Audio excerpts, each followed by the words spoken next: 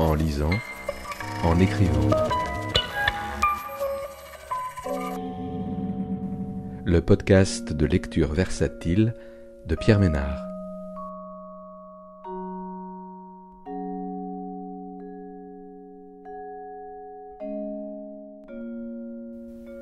Aujourd'hui, tout ce qui nous était à venir, de Jeanne Sautière, paru aux éditions Verticales en 2024. Jeanne Sautière aborde dans ce récit autobiographique les effets de l'âge, de la maladie. Elle se fait la voix d'une génération qui vieillit dans ses désirs, ses engagements sociaux et politiques, et jusqu'à son langage. Elle décrit ce qui, avant, lui était possible et qui désormais lui échappe inexorablement. Une lente disparition qui prend la forme d'une dépossession. Nous ne savons plus comment rendre visible notre présence au monde, un déficit d'existence. Le diagnostic de sa maladie, dans les dernières pages du livre, déplace cette réflexion sur le vieillissement en précipitant l'imminence de la fin. Dès lors, c'est la question de sa mort qu'elle envisage, comme une nouvelle expérience. Notre passé est une constellation d'étoiles mortes, dont la persistance de la lumière ne nous leurre pas. Un texte puissant, lumineux, d'une beauté éclatante. La vraie jeunesse, nous ne l'avons pas vécue au début de notre vie. Non, elle n'est pas dans le temps chronologique. Elle surgit, disparaît, revient. À 40 ans, nous étions comme des flèches, des hirondelles dans le bleu du ciel. À 30 ans, à peu près rances. Pourtant, là, dans nos temps presque derniers, nous n'aurons plus cette agilité du corps et de l'esprit qui reste quand même le signe de la jeunesse.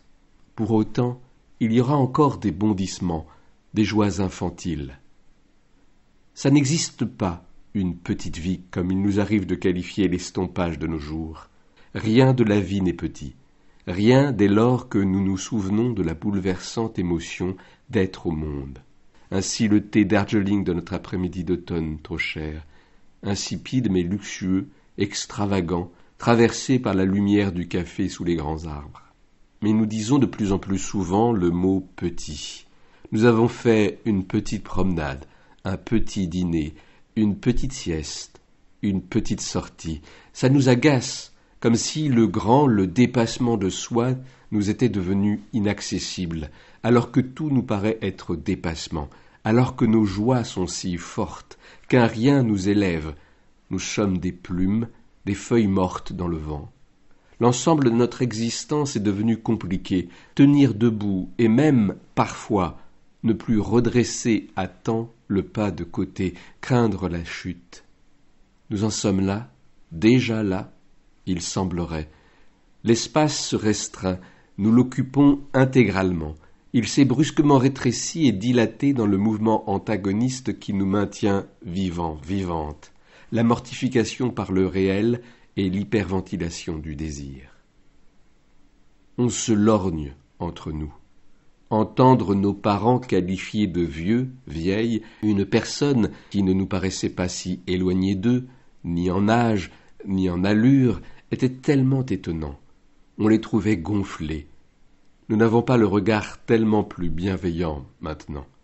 Nous supportons mal les discours lénifiants des magazines qui nous assomment avec leurs portraits de seigneurs en pleine forme, la dent blanche, l'œil sémillant, le sourire éternel, la ride gommée ou, tellement arty, les remèdes résolument efficaces. Leur voyage au bout du monde, pire, leur trekking, leurs exploits au lit, à table, au tennis, leur minceur, leur allure.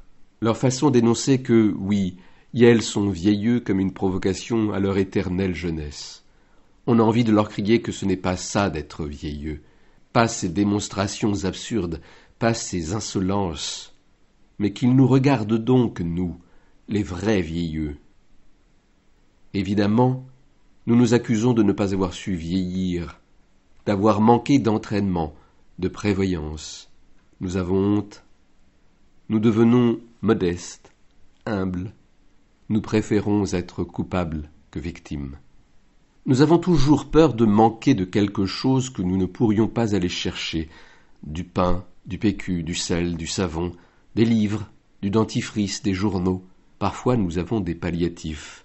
La commande sur Internet, les livreurs, un voisin compatissant. Mais nous n'aimons pas déranger.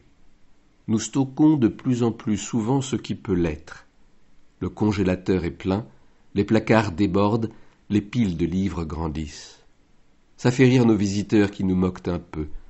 Ce n'est plus la guerre, comme si nous avions connu les boucheries mondiales, alors que à peine mai 68. Parfois on aimerait leur répondre que c'est pourtant bien notre guerre, celle contre notre vieillissement, mais on préfère finalement rire avec eux. Nous nous étions promis de soigner nos tenues, de ne pas nous fondre dans ces silhouettes si ennuyeuses, si estompées, si unisexuelles de la vieillesse, de ne jamais mettre un pied chez Damar. Nous plaisantions à l'idée de porter des bas à varices. Nous disions en riant « oui, mais pas idée ». Nous refusions formellement de garder nos lunettes sur le nez, de ne plus teindre nos cheveux, de nous habiller en classique. Nous n'osons plus enfiler des bracelets colorés jusqu'au-delà du coude, porter de lourdes boucles d'oreilles. Nous nous demandons si nous pourrons encore sortir bras nus cet été, si nous mettrons un short. Oui, mais long. Parfois nous préférons le confort à l'élégance, les deux n'étant pas souvent compatibles. Nous nous délestons des habits qui nous racontaient mieux qu'un CV. Nous ne pouvons plus les porter. Le corps n'est plus là, trop lourd, trop tordu, trop malgracieux, les angles trop accusés, la peau faséant. Nous nous consolons avec de belles matières, des coupes soignées. Nous sentons le fade. Nous observons l'étendue des atteintes, des attaques à nos possibles. Nous disons « je ne sais pas s'il y a un endroit de mon corps où je n'ai pas mal aujourd'hui », et nous savons que le « aujourd'hui » est de pure coquetterie. Nous n'avouons pas aux autres l'étendue des dégâts, nous avons peur de faire peur, de dégoûter. Nous rusons avec la nouvelle maladie, le nouveau trouble, le dernier dysfonctionnement. Nous cherchons l'ajustement, l'arrangement avec notre mal. Nous tendons l'oreille au grommellement du corps, à ce qui boursoufle, se plisse, se tale, se tavelle, s'assèche ou ramollit. Cette lave épaisse du temps qui nous travaille. Parfois, la découverte d'une nouvelle petite douleur qui finalement n'est pas si gênante et presque nous tiendrait compagnie. Nous tentons quelquefois de faire des listes de nos nouveaux interdits, comme les prisonniers tentent d'apprivoiser les murs de leurs cellules. Ça nous fait rire aussi. Ne plus boire autant d'alcool, ne plus fumer, ne plus manger de gras, de gluten, de viande, de haricots blancs ou rouges, de vinaigre de vin, de sucre, de sel, de chocolat, de frites, de gâteaux, ce qui nous paraît tellement étrange, nos anciennes joies de bouche, muées en poison. Nous recevons avec étonnement sur nos boîtes mail des listes de promotion sur des produits destinés aux maux que nous mettions tant de soin à cacher. Nous découvrons un univers de pinces de préhension, de boîtes à prothèses dentaires, de reposes jambes, de barres de maintien, de déambulateurs, de genouillères, d'orthèses, de tourne-robinets, d'ouvre-boîtes ergonomiques, de pailles anti-retour, d'enfile-boutons, de piluliers, de culottes anti-fuite jusqu'à des maillots de bain incontinence. Nous ne renonçons pas à guérir, mais nous voyons bien que nous ne serons plus jamais en bonne santé, qu'on ne guérit pas de l'usure. Notre lutte est un compromis. Combien nous avons haï ce mot que nous avons associé souvent à la compromission. L'absence d'issue n'atténue pas cette gêne insidieuse, comme si nous étions pour quelque chose dans ce qui nous arrive par la fatalité du grand âge. Bien sûr, nous savons que nous sommes entièrement pour quelque chose dans ce qui nous atteint. La stupéfaction de le comprendre s'insinue jusque dans la façon dont nous souffrons. Finalement, nous avons souvent pensé que quelque chose n'allait pas dans notre corps. Toujours, dans le droit fil de la malédiction féminine, indexée à l'image d'une autre femme, idéale, rivale, sans doute désirable et fatalement inatteignable.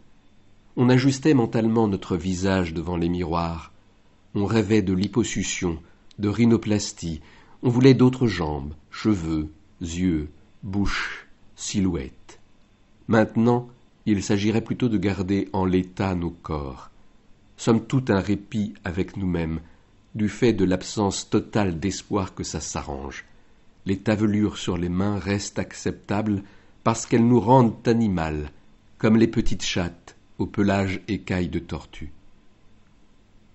Tant de fois nous nous sommes dit « Ah non, pas ça !» à l'évocation d'une misère qui nous semblait insurmontable. Et puis, par brefs à-coups insidieux, nous y sommes. Le flétrissement du visage, pire que les rides, l'épaississement de la silhouette dont celui le plus redouté et le plus commun du ventre, les dents abîmées puis arrachées et les infâmes prothèses de remplacement, les yeux bien défaillants et les oreilles pas tellement mieux. Le temps passe et nous vivons avec nos monstres carnivores, ils nous semblent moins effrayants à force de les fréquenter, même si la désolation nous gagne. Parfois même, nous sourions de nos craintes anciennes aujourd'hui réalisées qui paraissent n'avoir été qu'aversions de jeunesse. Moins effrayants aussi sont nos monstres, parce que se bousculent à nos portes de plus terribles misères encore. Il nous faut alors croire à l'accoutumance, qui est peut-être le contraire d'une victoire, une simple issue. Le lâchage du corps nous étonne toujours. Ceux qui ne paraissaient destinés qu'aux autres, nos pères et mères, nos amis âgés, nous mordent les talons. Nous nous étonnions qu'elles n'arrivent pas à mémoriser les choses simples, la courte liste des courses, qu'elles reviennent sans l'objet qui avait causé leur sortie.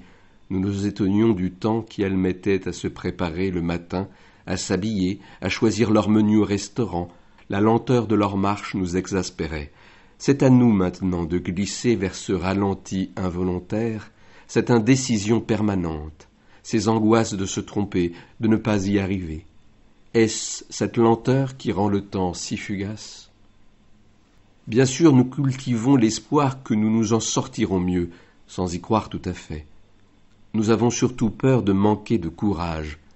Nous haïssons l'expression « se battre » mise à toutes les sauces de ce combat contre le corps défaillant. Comme nos chats, nous tremblons de peur devant tout acte médical, une prise de sang, une radiographie, la prise de la tension.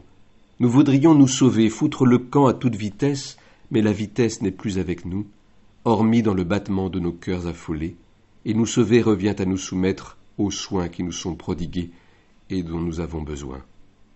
Nous aimerions pouvoir cacher nos misères, mais souvent s'échappe de nous cette marque d'infamie de la vieillesse, le crâne tonsuré, un trou dans la mâchoire, un paix, quelques gouttes d'urine, une larme.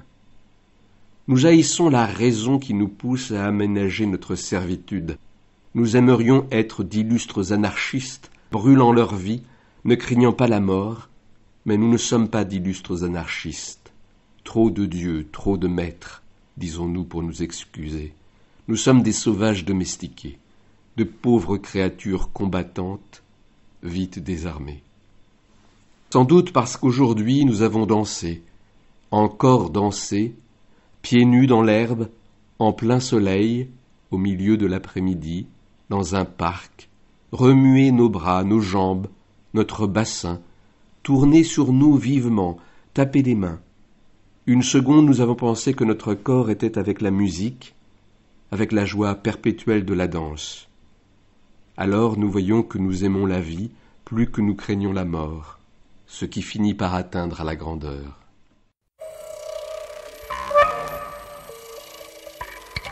En lisant, en écrivant. Le podcast de lecture versatile de Pierre Ménard.